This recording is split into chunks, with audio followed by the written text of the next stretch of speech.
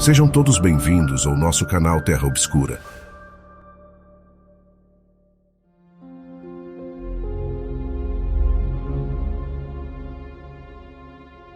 Situado na West 72nd Street, em Manhattan, o Dakota, um edifício do século XIX, possui uma reputação como uma das residências mais exclusivas de Nova York, atraindo os ricos e famosos desde sua abertura em 1884. No entanto, apesar de sua opulência, o prédio tem um passado misterioso e trágico, com muitos acreditando que está amaldiçoado. Agora vamos examinar os eventos perturbadores e, por vezes, angustiantes, associados a este icônico edifício assombrado. Prepare-se para explorar essas histórias e desfrutar da leitura. Estes tipos de vídeos sobre casos reais como este dão muito trabalho, tanto na pesquisa quanto no roteiro e na edição. Então vou pedir a você, que é entusiasta do terror e suspense, que dê uma curtida aí e se inscreva no canal, pois isso vai nos ajudar muito. Mortes no Dakota. Talvez a morte mais conhecida no Dakota tenha sido a de John Lennon, o ex-Beatle que na noite de 8 de dezembro de 1980 foi morto a tiros no Arco do Dakota, sua residência na época.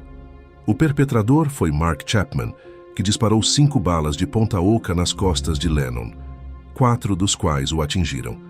Apesar dos esforços para salvá-lo, Lennon não tinha nenhuma chance de sobrevivência. A morte de Lennon foi provavelmente o maior choque para o mundo desde o assassinato de John Kennedy. No entanto, ele não foi a primeira morte intimamente associada ao edifício Dakota. A sua primeira vítima foi o seu proprietário original, em 1882. Seu nome era Edward Clark, que foi o fundador da Singer Sewing Machine Company. Clark gastou $1 milhão para construir o Dakota na década de 1880. Ele até mandou construir um apartamento especial para sua família, que incluía pisos de prata esterlina. Mas, infelizmente, ele nunca conseguiu morar lá, pois 2 anos antes de a construção ser concluída, ele morreu, tornando-se a primeira vítima do Dakota. Depois houve o compositor russo Peter Tchaikovsky, que pediu permissão para se mudar para seu apartamento, antes que o resto do trabalho de construção fosse concluído. Mas, infelizmente, ele não teve muito tempo para desfrutar de seu novo ambiente luxuoso, porque morreu pouco tempo depois. Depois, em circunstâncias misteriosas, aos 53 anos, a causa de sua morte está em debate. Alguns dizem que foi por causa da cólera depois de beber água não fervida em um restaurante, enquanto outros acreditam que ele cometeu suicídio. Outra celebridade conhecida, a atriz Judy Holliday, passou os últimos anos de sua vida no Dakota, no apartamento número 77, antes de morrer de câncer em 1965. Outras celebridades que tiveram mortes prematuras e que tinham ligações com o prédio foram Judy Garland, que morava lá, e Marilyn Monroe, que fez uma sessão de fotos lá. Porém, além das mortes de moradores, há também a maldição do bebê de Rosemary, que usou o exterior do edifício no filme. Mas apesar das inúmeras tragédias ligadas ao prédio, talvez o maior risco para os moradores foi a decisão tomada pelo arquiteto-chefe Henry J. Hardenberg, que decidiu não incorporar saída de incêndio para o projeto do prédio. Em vez disso, ele usou métodos de impermeabilização, como colocar lama entre as camadas de piso de tijolos. E com 10 andares e 103 apartamentos, essa foi uma decisão potencialmente fatal, embora não parecesse dissuadir potenciais moradores, porque por 45 anos após sua abertura, o prédio tinha 0 vagas. E ainda hoje, apenas os poucos escolhidos têm permissão para morar lá. E até celebridades como Madonna e Billy Joel foram rejeitadas pelo prédio. Placa super seletiva.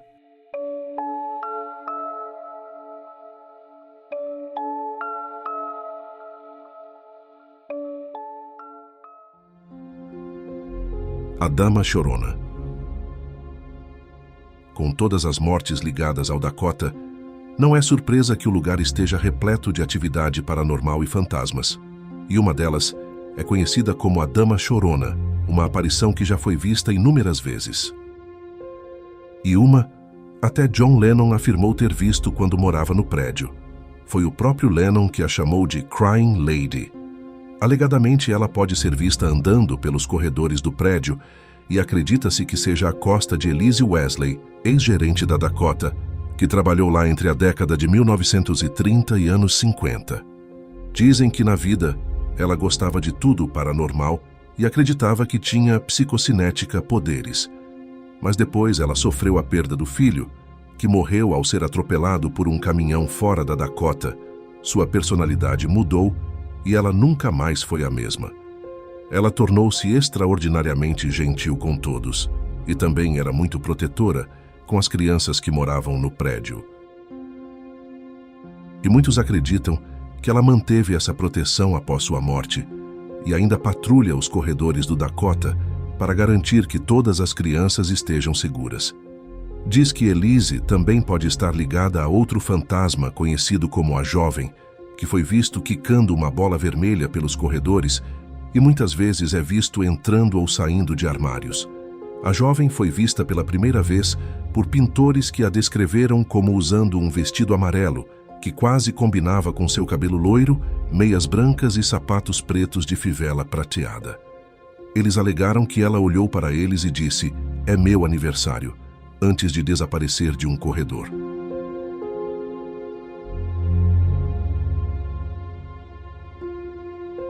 O fantasma de Edward Cabot Clarke e Joe Mazzina.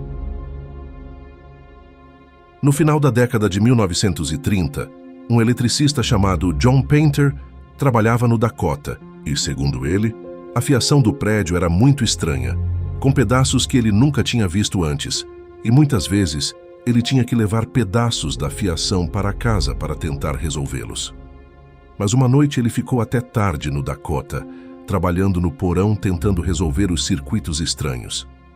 Quando das sombras apareceu um homem baixo, ele usava uma sobrecasaca e uma gola de asas, e tinha pequenos óculos com armação de aço apoiados em seu nariz muito grande. Ele também tinha barba e usava o que parecia ser uma peruca. O homem caminhou até Painter e olhou para ele com raiva. Então tirou a peruca e violentamente sacudiu-o na cara de Painter antes de desaparecer. Painter teve mais 4 desentendimentos com esse fantasma de peruca curta e nunca descobriu quem era. Foi até que viu uma foto de Edward Cabot Clarke, o homem que encomendou o Dakota, e ele imediatamente o reconheceu como o homem que vira no porão. Aparentemente Clarke, que morreu antes de o Dakota ser concluído, não ficou muito impressionado com Painter bagunçando seu prédio, e Edward Clarke não foi o único homem com quem ficar chateado as mudanças que estão sendo feitas no Dakota. Em 1976, Joe Mazzina, considerado o maior cenógrafo da Era de Ouro da Broadway, que morava no Dakota há anos, foi atropelado por um táxi e morto fora do prédio. Além de cenógrafo, ele também desenhou partes do interior do Dakota. Nas semanas que se seguiram à sua morte, os trabalhadores do Dakota foram assediados por algo que atirava coisas no porão.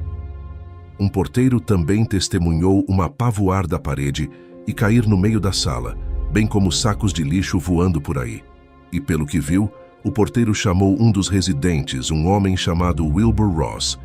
Quando ele chegou, alegou que uma grande barra de ferro saiu da parede e voou em sua direção, caindo aos seus pés. Quando tentou movê-la, era tão pesada que não conseguiu levantá-la.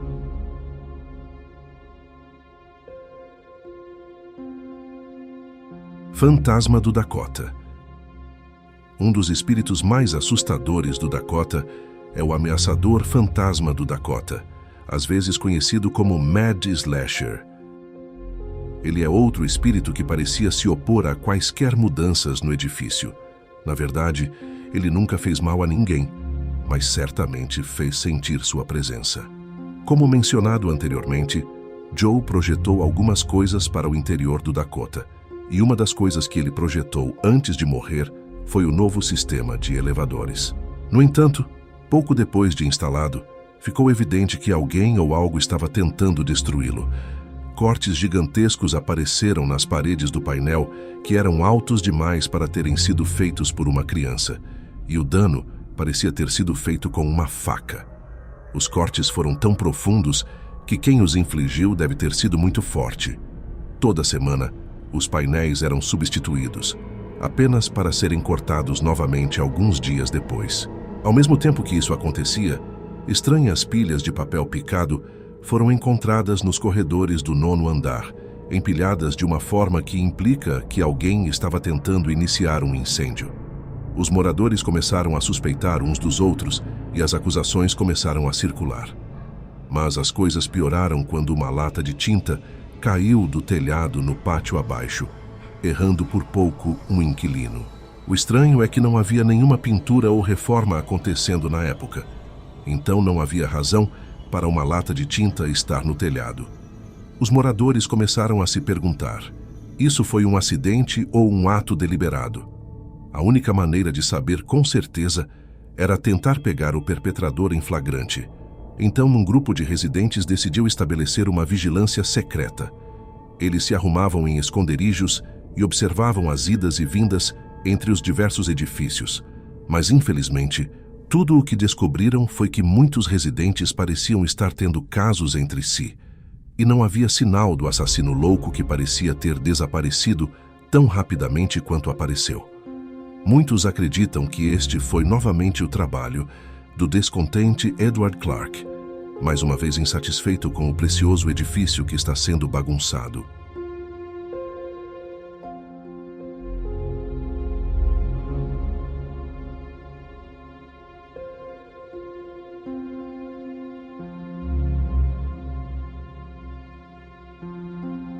Fantasmas de celebridades. Agora, esta lista não estaria completa sem mencionar o fantasma de John Lennon. O primeiro avistamento relatado de seu fantasma foi em 1983, quando Joey Harrow e Amanda Morse o viram parado perto do local em que foi assassinado na entrada do Dakota. Harrow afirma que Lennon estava cercado por uma luz sinistra, e Morse disse que ela foi caminhar em direção a Lennon, mas a expressão em seu rosto sugeria que ele não estava com vontade de conversar com estranhos.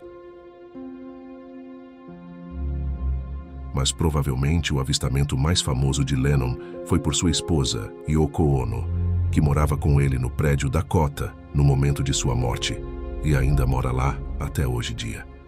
Ela afirma que viu o espírito de John sentado ao piano branco no apartamento deles, e ele se virou para ela e disse: "Não tenha medo, ainda estou com você", antes de desaparecer. Ao longo dos anos, outras testemunhas também afirmaram ter visto o fantasma de Lennon em várias partes do edifício Dakota. Outra ex-celebridade residente, Judy Holliday, também marcou presença. Após sua morte em 1965, o apartamento de Holliday foi vendido e os novos proprietários contrataram 3 homens para redecorar a casa da ex-estrela. Todos os 3 homens alegaram ter visto um fantasma que tinha o corpo de um homem de 20 anos e rosto de uma criança. E um dos trabalhadores também alega que viu o espírito de um menino de cerca de 10 anos que exalava um odor de mofo. Outro dos pintores alegou que estava fazendo retoques em um grande armário quando a porta bateu e as luzes se apagaram. Ele então sentiu algo agarrar seu braço. Muitos acreditam que Holliday talvez seja responsável por esta atividade, que possivelmente está irritada com as mudanças no seu apartamento. Mas esse não é o único apartamento que experimenta atividade estranha. Logo acima, no 3º andar, ficava a casa de Frederick e Suzanne Weinstein. Eles alegaram que durante o tempo em que viveram lá, experimentaram todos os tipos de eventos paranormais. Isso incluía ruídos inexplicáveis, bem como tapetes e cadeiras se movendo por conta própria. Parecia que o espírito não gostava de Frederico, que se viu repetidamente ferido, especialmente na sala de jantar. Cadeiras foram puxadas debaixo dele. Ele foi empurrado por alguém que não estava lá, e em diversas ocasiões parecia que um tapete estava sendo puxado sob seus pés. Em outra ocasião, Frederick estava voltando do trabalho e viu uma luz acesa na janela do quarto, mas o que era confuso era que a luz vinha de um lustre de cristal, embora não havia nenhum lá. Ele pensou que talvez Suzanne o tivesse instalado como uma surpresa, mas quando ele chegou em seu apartamento, a luz se apagou e não havia lustre. Embora estranhamente, ele encontrou parafusos no teto onde um lustre havia sido instalado. No entanto, uma das experiências mais perturbadoras vividas por Frederick ocorreu após uma partida de Ouija, um jogo de tabuleiro do estilo. Neste jogo peculiar, ao invés de um tabuleiro e ponteiro, eram utilizadas peças com letras. Durante a sessão, mensagens espirituais indicaram que os produtores de vinho estavam em comunicação com o espírito de uma pequena menina, possivelmente aquela que fora acusada pela morte de um pintor nos anos 30. Ao término do jogo, Frederick cuidadosamente guardou todas as peças, organizando-as em uma estante. Alguns dias depois, ao vestir seu terno, surpreendeu-se ao encontrar 2 dessas peças com a inscrição "Eu vejo você" nos bolsos. Para sua perplexidade, uma terceira peça apareceu misteriosamente em seu estojo de óculos. As 3 letras presentes nas peças compunham a frase sinistra: "Eu vejo você". Apresento a você 5 fatos verdadeiramente aterradores sobre o lendário edifício Dakota, localizado em Manhattan, que sem dúvida é um dos lugares mais assombrados e misteriosos de Nova York. Se você é um entusiasta do terror e suspense, não deixe de conferir o canal Terra Obscura. Inscreva-se agora mesmo para se conectar com outros fãs do gênero, receber análises aprofundadas e descobrir novas obras-primas assustadoras.